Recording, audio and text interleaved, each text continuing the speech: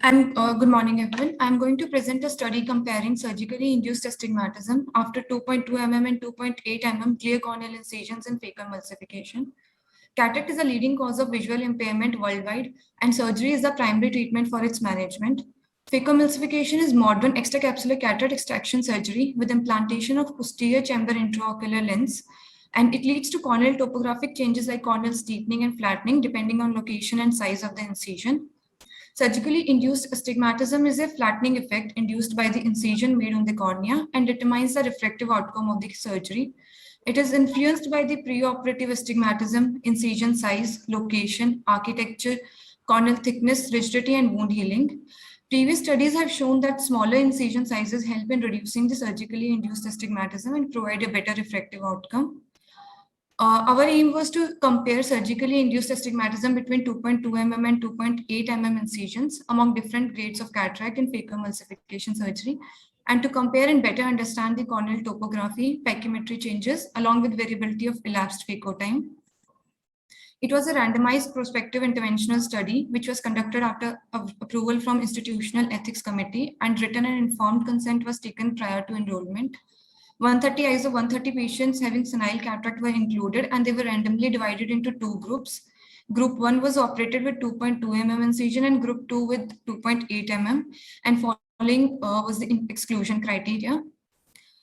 Patients were examined preoperatively and during follow-up at first, third, and sixth weeks.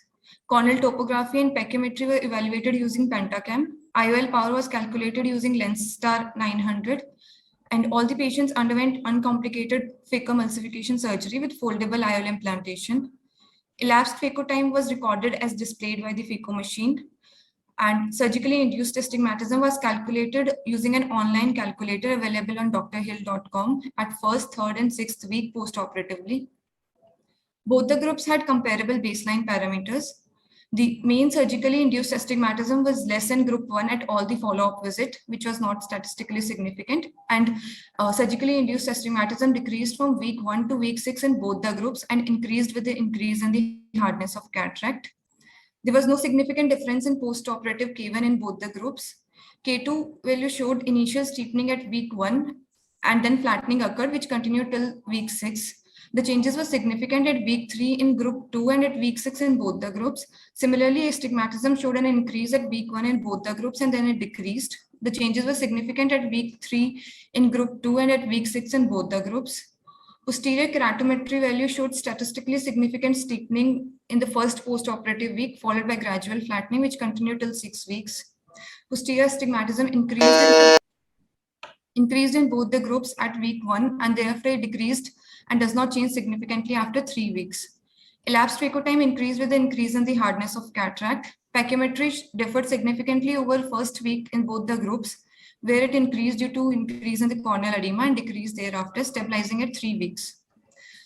Conclusion, our study adds to the sparse literature on the effects of 2.2 mm and 2.8 mm clear corneal incision in phacoemulsification surgery on surgically induced astigmatism, keratometry, pachymetry, and elapsed phaco time. We observed that 2.2 mm incision induced a lesser amount of surgically induced astigmatism as compared to 2.8, but the difference was not statistically significant, and thus reducing the incision size from 2.8 to 2.8 did not have a significant effect.